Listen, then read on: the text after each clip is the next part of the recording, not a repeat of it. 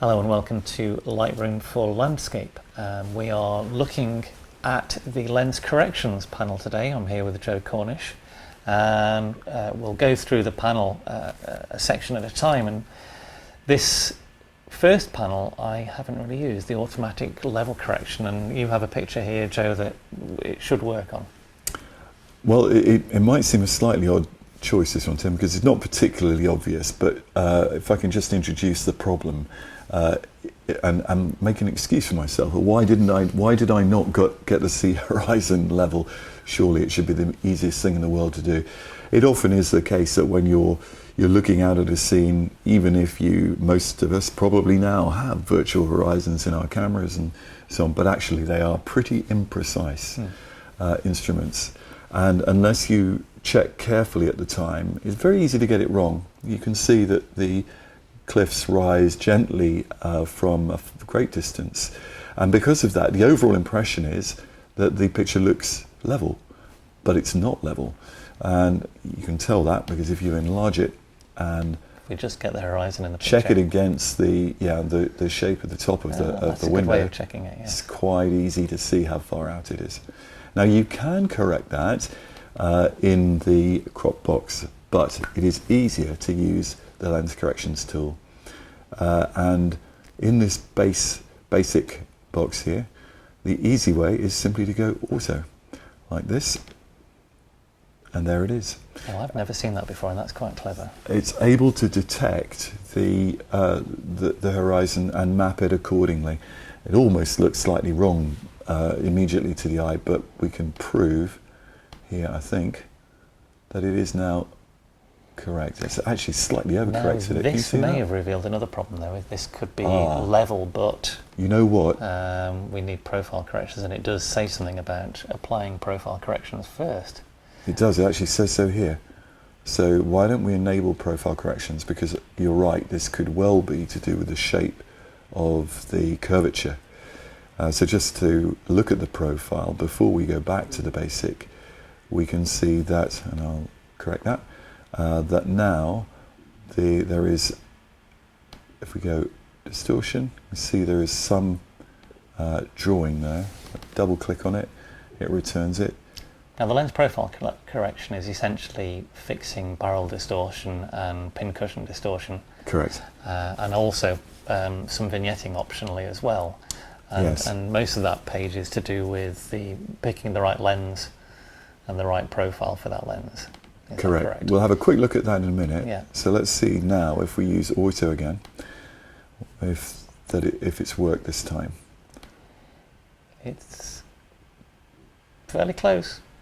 It's pretty good, I'd say. Yeah. Yeah, that's pretty good. So maybe that does account for why, because you get these very, sometimes with some lenses they have quite complex corrections. Yes. So if you have a moustache-shaped lens distortion, but anyway, that's certainly good enough, I think, for our purposes. This is shot with a 16 to 35 millimeter wide-angle zoom, I think, and therefore quite susceptible. Yes. To distortions. I think one of the modern principles that lens designers use is that we can correct some of these things in software. And so when you go to this profile tab, yeah, we can pick the correct camera system and lenses. And if we switch this on and off there, we can see the vignetting being corrected and the vignetting and distortion. And for the most part, that's been very effective. By the way, you can overcorrect both distortion and vignetting. So for example, if you felt you could still do with a bit more vignetting, you could push it to the right. So that's overcorrecting, that's yeah, lightening the corners more. I mean, technically that's quite a good result if you want a flat looking result. Yes. However, I quite often take it out. Leave the lens vignetting in. Leave the lens vignetting in. I think in this case applying it manually might be a good idea, and I would perhaps include most of it, otherwise some of the corners do look very dark. And we should probably add, there is, if you're going to do a crop of a picture, especially if that crop is of majority from the right side or the left side, it may make sense to correct the vignetting completely and then go and apply the post-crop vignetting in the unit below, because obviously the vignetting is centered on the middle of the picture, and if you make a big crop, That may not be the middle of the picture anymore. No, that's a good point. Okay, so that's profile. I think that's clear. By the way, I mean, is it worth saying that occasionally there are profiles which you have to look up, so you can actually do that by going to the make of the lens and doing it manually. But for the most part, the software seems to detect the lens, Yes. it being used, and it'll do that for you.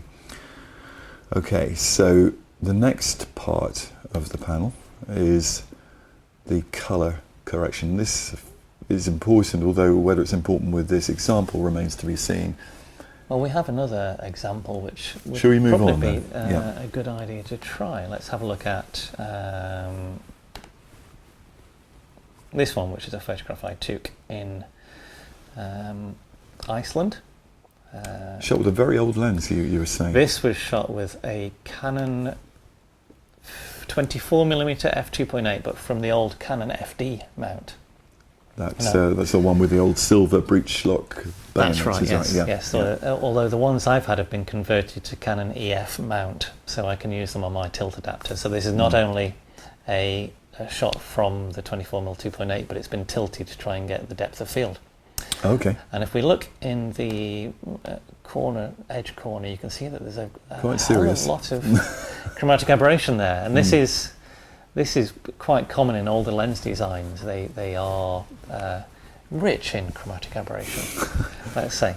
That's a prosperity you might not wish to have. No, more austerity as far as chromatic aberration goes.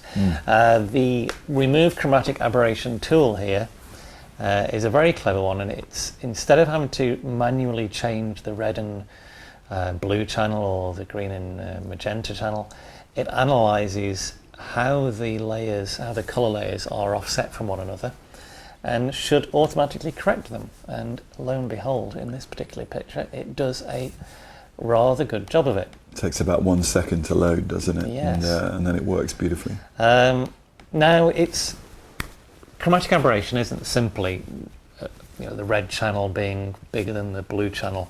It's quite complicated. So quite often you will see that even though it's corrected almost to the edge, if I bring up the zoom panel, let's just go into 1 Maybe to 2 to 1, maybe. Yeah. And we look in the corner here, we can see that the very corners of the image are still got some chromatic Still a bit of a aberration. problem. Yeah. Now, different software does manage chromatic aberration differently, and I've tried this in Capture One, and it's done a very, very good job of that last little bit of correction. Very difficult to get rid of everything. Sometimes it may just be better to crop the picture slightly, so overshoot. But that's the chromatic aberration tool. I think that's it's a really interesting one too.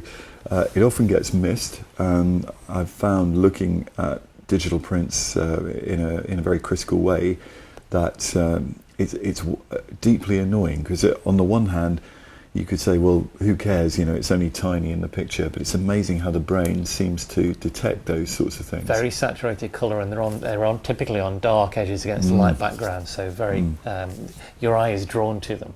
So it's an important tool to remember. And I believe you have the chromatic aberration tool switched on import. I do. Yeah. I wish I could tell you how to do that, but I'm sure there is somewhere on the internet which explains the workflow you have to do. Well, I can tell you briefly. I'll put some instructions in the article, but in short, if you apply chromatic aberration and then create a new preset, you can only tick chromatic aberration, which is there. Okay. So then when I save that as a preset, that's the only thing it will do. It will just switch on chromatic aberration. And then when I go to the import mode for the, I can choose a preset to apply on import. So those are the two steps. Create a preset that has chromatic aberration reduction. Got it. And then apply that preset on import. Excellent. We have another picture which we can use to demonstrate. Illustrates another problem. Illustrates another problem, which is we're going to look at the camera profiles again here, or lens profiles, sorry. Yeah. And this was taken with, is this a Hasselblad? Yeah, it's a phase 1 file. and it's been shot with a Hasselblad with a 40mm lens. And so for this is it's an old camera and an old lens, and there is no profile. No. So if we click the enable Nothing happens. profile connection, nothing happens at all. We can try and choose a camera that it's like, but really all this choice of camera and lens is applying some preset figures. Correct. So I think the best bet here is to switch that off and use the manual Correct. selection. Yeah, we can do that, and you can see that there's a number of different sliders here. The top one is barrel distortion, and it's zeroed, so it works equally for barrel and pincushion distortion. And just very quickly, we can see the effect. So that's, in fact, you could create a false fisheye if you wish. Yes. You can obviously leave any of these, but the main idea with this, and I found that with the 40mm, it's around about plus 12 of this is about right, and we should be able to confirm that if we now take this up, and actually we probably can't do it just perfectly, but we can get a decent idea. That's close. That looks pretty good. So it might even be a tiny bit more. That's gone back down to plus 10, so if we go plus 12, maybe plus 13. By the way, it is worth having a quick look at this stage, because you can see that the constraint image within the crop tool has been ticked. Just make sure you don't lose any. Yeah. Don't get any grey areas appearing. Well, that's right. If that's unticked when you do it, I think you just end up with this sort of slightly flag-shaped Yes. Edge. But you can see how much has been lost in the corners there. Quite a lot has, and the only way you can get around that is to actually, if you really value those things, is to do this correction in Photoshop, where you can use the transform tool that enables you to localize use all of that warp. Exactly. Yeah. But I don't think at this stage that Adobe have. And in this case, if you know this is your lens is going to do this, well, I mean, you know that Hasselblad does it, you'd be very careful about not cropping too close to the edges if you were going to correct it. Yeah, I think that's, as far as I can tell, that's the only solution at the moment for that. I think it is worth, while we're here, if we can just have a quick look at the other controls. Vertical is quite amusing. Now this is vertical would normally be used if you're trying to correct verticals on buildings or, for instance, trees or anything like that. But in a picture like this, you think, well, why would you need to correct it? And you're not correcting anything, are you? You're no. Being a little bit creative. Just for fun. You could do that if you wanted to, extend the height of the black nab to perhaps how it was a few years ago, or possibly not. And we should say, if you take that back to about half the amount, that would probably be, because as you point the camera down, the areas on the horizon will shrink slightly. And this may be more like using drop front on a technical lens. I think there is certainly an element of that. We'll go in the other direction and see what happens. And now we get looming. Yeah. And it's interesting, when you go up to there, you can to the crop tool, you can see how it's mapped everything, because it has the constraint. In fact, let's just take that off a second and return to the. It is in the original setting. Tool, I think. That's a good point. Sorry, back to lens here. Let's just see now if we do. Yes, you can see now it escapes out of. We'll lose the corners or the top corners there. Yeah, so you get a better idea. Not that you would do that particularly, but there are certain situations where it's just worth knowing that there is a creative option there too. It should be worth mentioning as well, if we were to use that, say we use the looming there, if we go back to the crop tool, it's made a decision on what part of the image it's going to crop. Yeah. Now, we might decide we want some more on the edges, and we can't have any more on the edges given where we are. We can move the crop down, and then we can expand the sides a little bit. Yeah. So there isn't just one solution to the constraint to crop, so it's always worth having a check to see whereabouts the Lightroom's decided to put it rather than where you've decided to put it. Good point. And then you can go and make a final tweak to it based on where you've repositioned things. And the looming effect you put on there is something that you may see again with a large format camera by pointing even further down and using front rise. and tilt. Yes, it's interesting actually, because I suppose that really introduces the whole issue of distortions that we would, well, in the past I would have absolutely accepted with a camera, but I might have felt rather uncomfortable about doing digitally. Yes. Yeah. I'm not going to answer the question that there it is raises. No answer. There is I'm no just going to make that but point. But that does look quite nice loomed. It does. A certain subtle exaggeration there. So we have a couple of other, well, there's 4 other tools. Horizontal, that is, sort of speaks for itself. It distorts horizontally, and that's for correcting the same kind of thing. It's a much rarely less used tool, more likely to be used for, say, photographing square things that, for reasons of camera position, you can't get square on. Exactly. Yes. Yeah. And rotate is manual rotate, but you can also do that in the crop tool. Scale is simply the size of the image, and aspect is stretching, which is quite interesting. Very popular with 500px photographers on mountains, I've been told. Is that right? Well, I was going to say, I think we're seeing a certain amount of that. It's the interesting thing is that, because well, let's just make that point. That's kind of extending, exaggerating, making something taller. If this was a mountain picture, make the mountain bigger. Yes. And while we might slightly, perhaps by implication, disapprove of that, I think I probably would, you only have to go to the National Gallery of Great Britain or the Tate or anywhere else and look at the wonderful exaggeration that painters have indulged in. They didn't mind, did they, at all? No, not at all, no. So it's clearly different values for different types of art. Okay. Now the final thing we have down here is the manual adjustment of lens vignetting. Now this is something where the lens profile might have fixed things. If we go back to reset these for a second, you can decide how much you want on. The midpoint is quite interesting because this shows how feathered the vignette is. So these things are quite nice to try and correct things. And sometimes if you may end up with some mechanical vignetting that needs a very hard midpoint in order to correct it.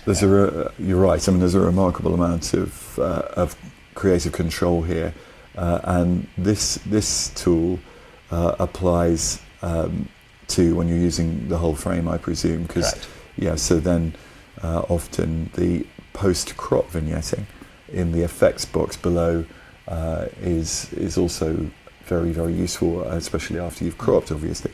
I think the general guide is to try and correct. If you're going to correct the vignetting in the lens correction tool and then reapply it in the post-crop vignetting. Okay. And you can see that there are more controls in the post-crop vignetting, and I think there you can quite clearly see the effect of, for example, things like the midpoint, which you were just looking at. I'm just going to make it a stronger effect so we can see what the midpoint does. It actually, rather than affecting the feather as such, it's moving the effect inward, and the feather is another control here, where that actually softens it, and that makes it harder all the way to that point. Yeah. Which is just fascinating. You can see that at the 0 point in the middle, it's pretty much disappeared.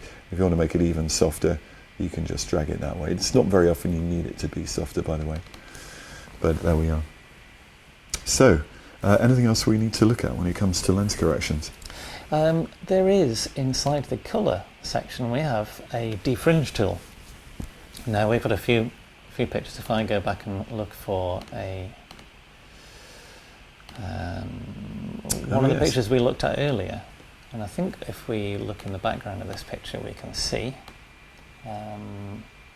where is it most significant. I think it's on the other side, but there are some quite noticeable purple fringes. I wonder if they're... Yes. I think we saw them earlier. We can find them. May have corrected them already. There we go.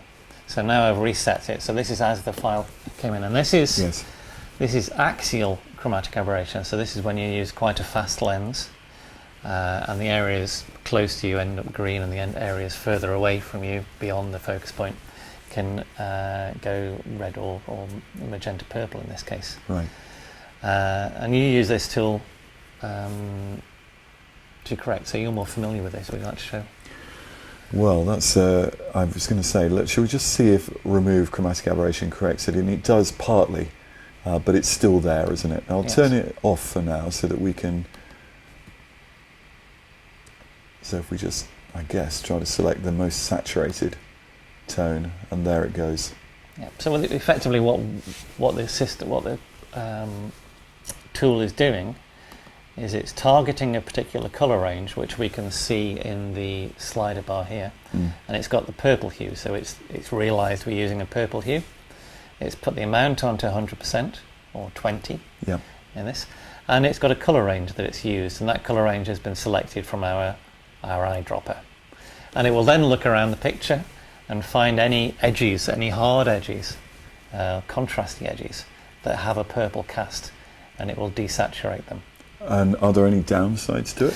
Yes, because if you have any natural edges that are supposed to be colourful, it will desaturate those as well. Yeah. So if you get problems with this, and sometimes you will find areas being desaturated. So for instance, in here, if we go closer up to this edge, and this isn't causing too much of a problem, but we can see it's desaturated the purple there, but not here. Yeah.